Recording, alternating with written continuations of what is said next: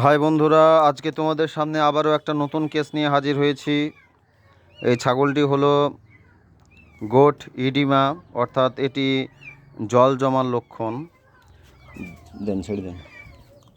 দেখুন এই ছাগলটি, এই যে দেখতে পাচ্ছেন এখানে একটা ইডিমা হয়েছে এবং এটা ফুলেছিল, তো এখানে জল জমে আছে, যার কারণে আমি সূঁচ মেরেছি। এভাবে ধরুন, ভালো করে রাখাটা করি। এই দেখুন, এটা এই জল পড়ছে, এই দেখুন এটা এই ডিমাটা জল জমা। অনেকে এগুলোকে টিউমার মনে করে, তো এগুলো অ্যাকচুয়ালি টিউমার নয়। এগুলো ভিতরে কৃমির বাসা করে এবং পটকা বানায়, মাছের যেমন পটকা হয়, এবং পটকার ভিতরে এগুলো জল জমতে থাকে। তো এগুলো কখনো টিউমার বলা যাবে না।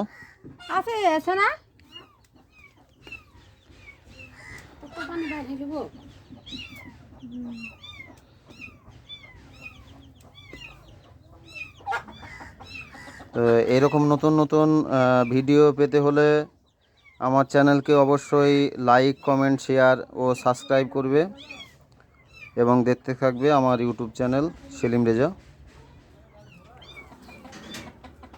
আগামীতে আবার আপনাদেরকে নতুন নতুন কেস দেখাবো, ফলো করতে থাকবেন আমার চ্যানেল। এবং এগুলো কি কারণে হয়, এগুলো সাধারণত ফ্লুক কৃমি ঘটিত কারণের জন্য অনেক সময় হয়ে থাকে।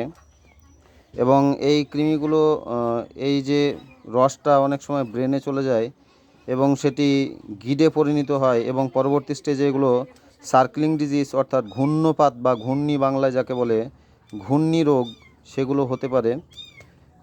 ওই জন্য এই মেসেজ দিতে চাই প্রত্যেকটি ছাগল পালনকারীকে, একই গ্রুপের কৃমির ওষুধ না খাইয়ে এগুলো মাঝে মধ্যে অক্সিক্লোজোনাইট, লিভামিজল গ্রুপের কৃমির ওষুধ দেওয়া দরকার। এবং কৃমির ওষুধ প্রত্যেকবার বদলে বদলে পাল্টিয়ে দেওয়া দরকার।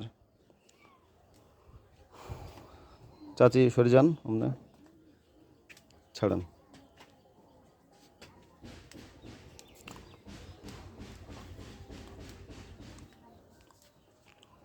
এবং একে একটা টিটেনাস করে দিলাম। এবং এই যে এখনো জল বেরোচ্ছে এর, এই যে সুচ মারা আছে এবং সুচ দিয়ে জল বেরাচ্ছে।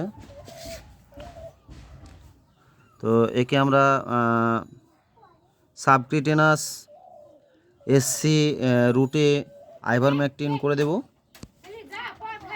এবং অপেক্ষা করব দিন 10 দিন মতো এর অপেক্ষা করব